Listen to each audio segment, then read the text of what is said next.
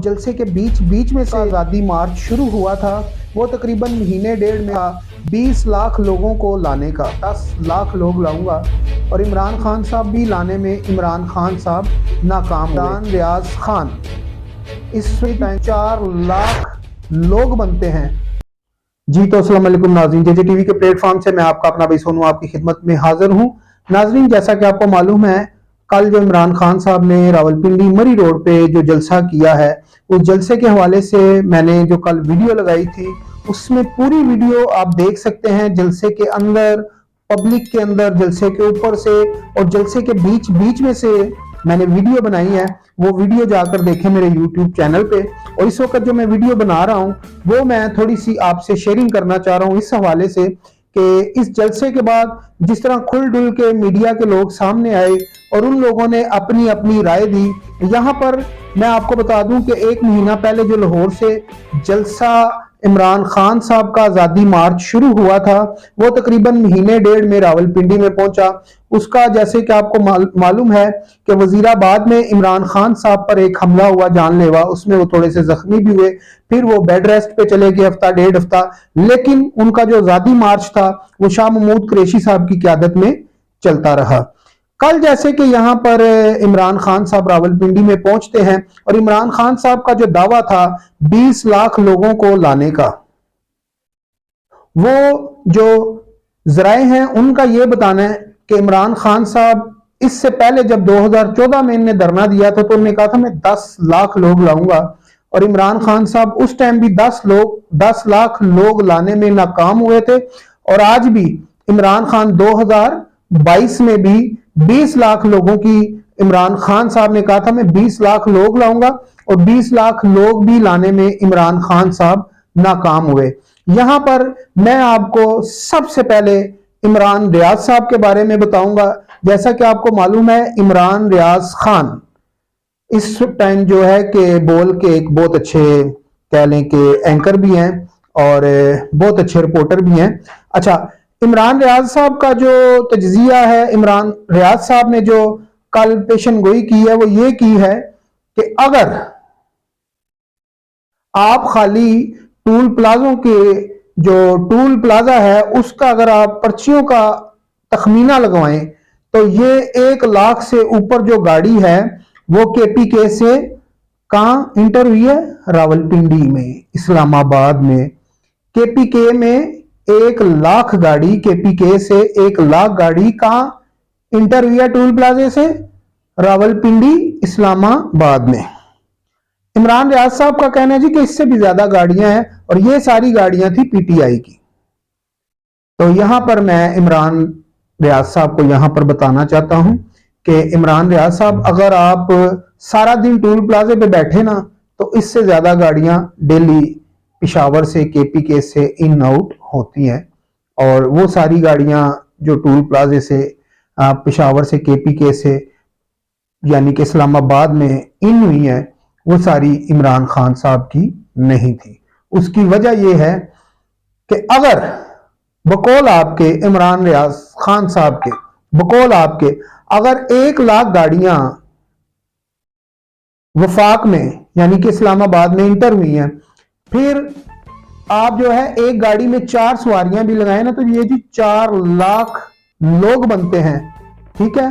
और 4 लाख लोग रावलपिंडी मरी रोड पे नजर नहीं आए। मैंने जो वीडियो बनाई है, मैंने एक एक बंदे से पूछा है कि आप कहां से आए हैं, कहां से आए हैं। मेरी आप वीडियो देख सकते हैं कि मैंने सिर्फ और कोई काम नहीं किया, मैंने ये काम किया है कि ये मैं दिखा सकूं कि आप लोग मीडिया न्यूज सारा देखते हो, क्योंकि जितने भी बड़े चैनल थे वो आपको ऊपर से जूमिंग करके दिखाते रहे, ठीक है जी, सामने से दिखा दिया, ऐसे दिखा दिया, ऐसे। लेकिन जो मैंने आपको सारा वीडियो बनाई है, मैंने जलसे के अंदर अंदर जाके सारी वीडियो बनाई है। जिस तरह के आ जाते हैं वापिस इमरान रियाज पे। इमरान रियाज साहब का कहना जी 1 लाख गाड़ी जो इंटर हुई इस्लामाबाद में, अगर 1 लाख गाड़ी इंटर हुई तो इमरान रियाज साहब वहां पर लोग कितने होने चाहिए? फिर 4 लाख। जबकि जितनी भी एजेंसियां हैं, जितने भी इदारे हैं, उनने जो इस जलसे का तखमीना लगाया है वो मैं नहीं कहता, हमारे समा चैनल के हैं गालबन मंसूर अली खान साहब हैं। वो भी मंसूर अली खान साहब का कहना जी मुझे जराए से जो खबर मिली है वो ये है 35 से 40 हजार के करीब लोग थे। अगर तो हम जाते हैं इमरान रियाज की बातों पे फिर तो ये लोग होने चाहिए जी 4 लाख।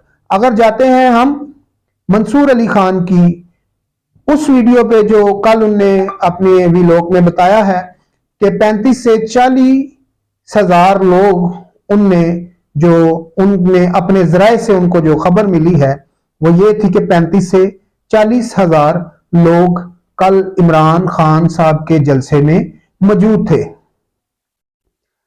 मकसद ये है बात करने का कि इस वक्त जो कल इमरान खान साहब ने वफाक को प्रेशराइज किया, एक खुशखबरी दी, खुशखबरी कह लें, वैसे तो वो हमेशा कहते हैं कि मैं एक आपको नई वो दूंगा, क्या उसको कहते हैं, नया ग्राफ दूंगा, नई बात दूंगा।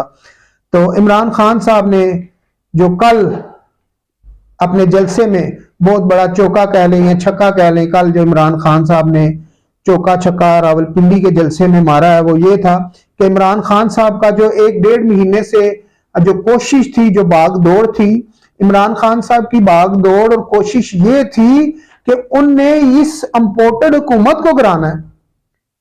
ऐसे ही है ना इमरान खान साहब ने इंपोर्टेड हुकूमत को गिराना था, इनके इस्तीफे लेने थे, इलेक्शन की डेट लेनी थी और इमरान खान साहब तो अपने ही इस्तीफों का ऐलान यहां पर करके चले गए रावलपिंडी में कि मैं असम्बलियां तोड़ रहा हूं, केपीके की भी असम्बली तोड़ दूंगा, पंजाब की भी असम्बली तोड़ दूंगा।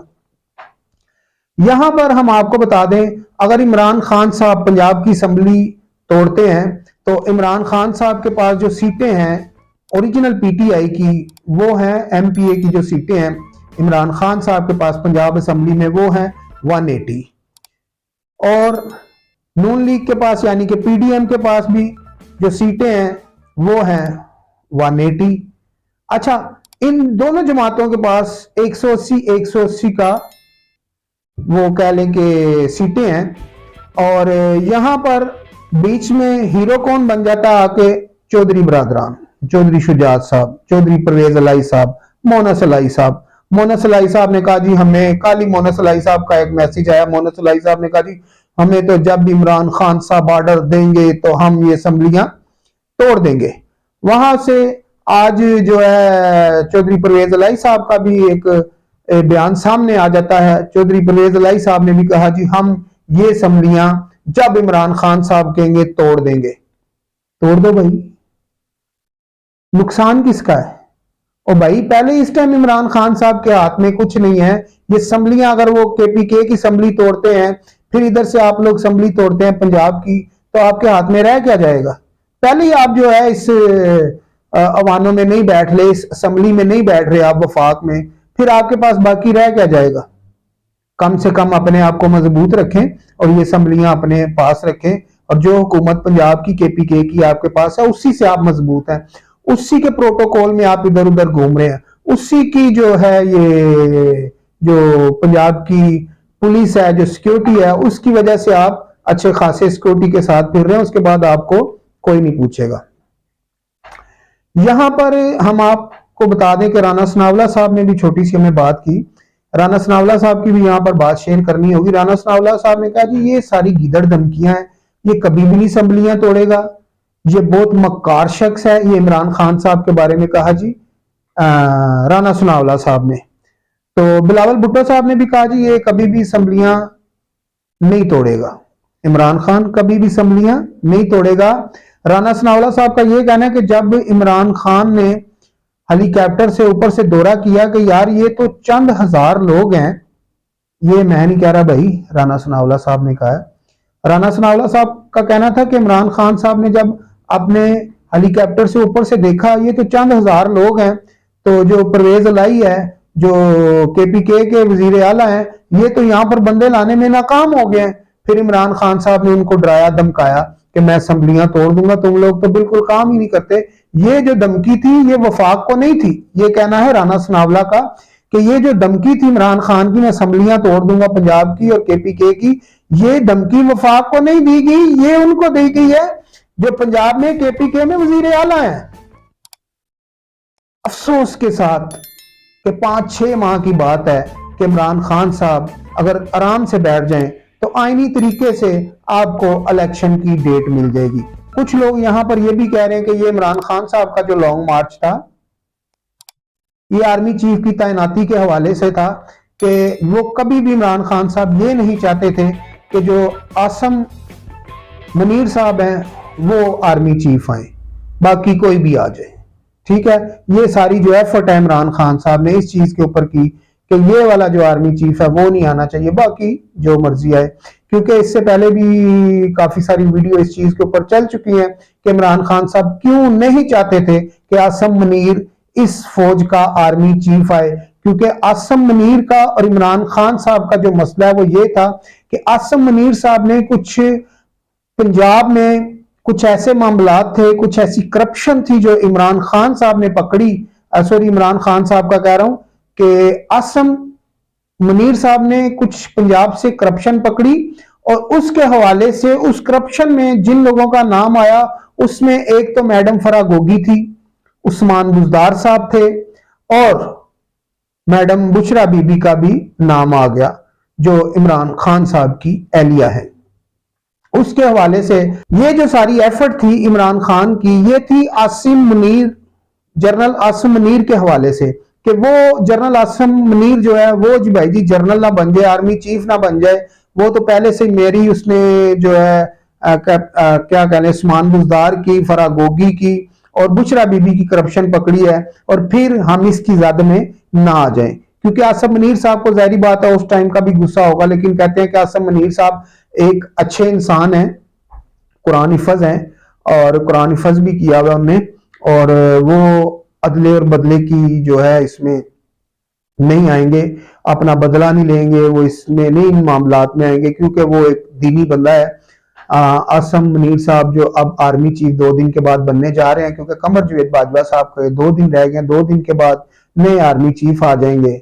ठीक है जी, तो मकसद ये है बात करने का कि ये जो हमारे मुल्क में जो सियासत चल रही है ये बहुत ही नीचे गिर चुकी है। और नीचे गिरने के मुराद जैसे ये गली मोहल्ले की लड़ाई होती है, तूने मेरे पे पर्चा कटवा दिया, मैंने उस पे पर्चा कटवा दिया, तो ये जो बातें हैं ये बहुत ही गलत बातें हैं। इससे जो हमारी नई नस्ल है उस पर कोई अच्छा इफेक्ट नहीं जाएगा। ये बात मैं इमरान खान साहब को भी कहना चाहता हूँ, मौजूदा हुकूमत को भी कहना चाहता हूँ। जिस तरह के कमर जवेद बाजवा साहब ने कहा कि जो फौज है वो मुतनाज़ा बनती रही है सियासत में, लेकिन अब फौज ने फैसला किया है कि फौज न्यूट्रल रहेगी और फौज किसी भी तरह की सियासत में जो है वो अपना हिस्सा नहीं डालेगी, फौज न्यूट्रल रहेगी, फौज इस मामलात में अब नहीं आएगी, सियासी मामलात में फौज का अब कोई काम नहीं। जो सियासी लीडर हैं वो अपनी जो सियासत है उसको अच्छे से चलाएं और हम अपनी जो आईनी ड्यूटी है उस जो हमारी ड्यूटी है उसके दायरे में रह के हम लोग काम करेंगे। अच्छा जी, यहां पर आपको एक और खबर दे दें, आजम स्वाति साहब पे जो 4 एफआईआर हुई हैं कराची में, 4 एफआईआर आजम स्वाति पे कहां हुई है जी? कराची में। और इस्लामाबाद एफआईए ने आजम स्वाति साहब को दोबारा से उठा लिया है। आजम स्वाति साहब ने फिर कुछ ट्वीट्स की थी फौज और उनके बड़े अफसरों के खिलाफ, और फौज के और उनके बड़े अफसरों के खिलाफ कुछ ट्वीट्स दोबारा से वो कर रहे थे, क्योंकि आजम स्वाति साहब ने जो कमर जवेद बाजवा साहब ने जो एक खिताब किया अपनी मुल्क की अवाम के साथ, तो उन लोगों ने शायद बाजवा साहब को इजी ले लिया और आजम स्वाति साहब ने फिर ठकाठक मैसेज करने शुरू कर दिए, ट्वीट्स करने शुरू कर दिए। तो जो हमारी एफआईए है उनने उनको उठा लिया है और उनको गिरफ्तारी के हवाले से इस चीज की तस्दीक किया उनकी बेटी ने कि एफआईए ने आजम स्वाति साहब को फिर से उठा लिया है। नाजरीन, जो हमारे मुल्क की सियासत है क्या ये इसी तरह चलती रहेगी? उसको उठाया उसको अंदर किया, उसको उठाया उसको अंदर किया। कल इमरान खान साहब ने यह भी कह दिया जो नैब का दायरा था वो मेरे कंट्रोल में नहीं था। कभी वो कहता है मुल्क मेरे कंट्रोल में नहीं था, कभी कहता है जी, अब कहता है जी कि मेरे जो कंट्रोल में नैब का दायरा मेरे कंट्रोल में नहीं था, इनको ISI वाले चला रहे थे, किसको, नैब के अदारे को, ये कहना है इमरान खान साहब का। तो ये बहुत छोटी सियासत हो चुकी है। जिस तरह के हम लोग समझते कि नवाज शरीफ हमारा आइडियल है, बेनजीर हमारा आइडियल है, कुछ लोग कहते हैं जी इमरान खान साहब हमारा आइडियल है। अब क्या आइडियल रहेगा यार, आप लोगों ने सियासत को इतना गंदा कर दिया है। छोटे छोटे, कल मैं जब इमरान खान साहब के धरने में और उनके जो जलसे में मैं वीडियो बना रहा था, एक मेरा ख्याल है कि 10 या 12 साल का बच्चा होगा अपने बाप के साथ, आप वीडियो में देख सकते हैं, मैं अपने पास से नहीं कह सकता, मैंने रिकॉर्डिंग की हुई है इस चीज की। तो वो बच्चा कहता है जी कि मैं कहा भाई आप क्यों इस जलसे में आए हो, बच्चे से मैंने पूछा। तो उसने कहा जी हम इस इंपोर्टेड हुकूमत से जान छुड़वाने आए हैं। मैं कहा भाई तुझे कैसे पता? कहता जी ये हम गुलाम हैं। मैंने पूछा भाई आप किस चीज के गुलाम हो, आप तो अच्छे खासे आजाद हो, अपने बाप के हाथों में हो आप। तो उसने कहा जी इस गवर्नमेंट से हमें आजादी चाहिए। तो इमरान खान साहब जिस तरह का आपने बयानिया बनाया, इस तरह का कल को कोई और ओपोजिशन जब आप हुकूमत में होंगे बयानिया बना लेगी, फिर ये मुल्क कहां जाएगा? आप भी इंपोर्टेड हो जाओगे, ये भी इंपोर्टेड हो जाएगा, फिर इस मुल्क का खैर ख्वाह कौन रहेगा? फिर आप लोग कहते हो जी मार्शल लॉ लग गई, फौज बैठ गई, फिर जब फौज बैठ जाएगी फिर आप लोग सियासतदान आपस में हाथ मिला लोगे। तो बेहतर यह है कि अभी से हाथ मिलाओ, अभी से इस मुल्क को अच्छे तरीके से चलाओ। ये मेरी रिक्वेस्ट भी समझ ले और एक इल्तिजा भी समझ ले अपने भाई की तरफ से। और JJ TV को नाज़रीन लाइक करें, शेयर करें, सब्सक्राइब करें, ताकि आने वाली अच्छी वीडियो मजीद मालूमात हम आपके लिए लेके आ सकें। पाकिस्तान जिंदाबाद। अल्लाह हाफिज।